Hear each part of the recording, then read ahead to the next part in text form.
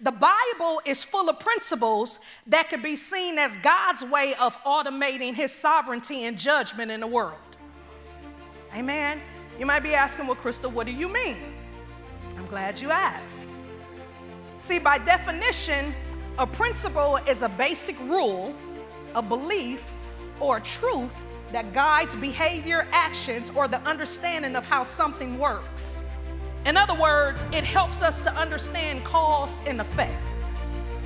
Or truths like, you'll reap what you sow. Equally, how I sow into sin, then I should expect the ultimate reap of death. Maybe first spiritually and then eventually physical. Amen. These principles then become God's automation because he don't have to come off of his throne to judge the world. In other words, if you do this thing, this is going to happen. If you follow my commands, I'll bless you. If you choose to disobey, you'll be judged.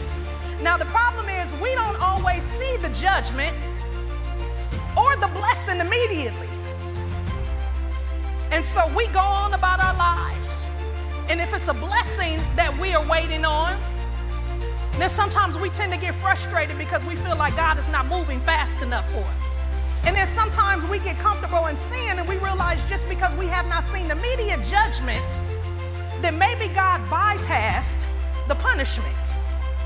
But he says, listen, my principles are my principles. They do not change.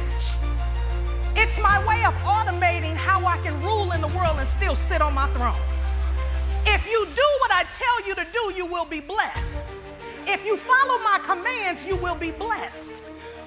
If you stray away and start to feed the lust of your flesh, you will find yourself far from me.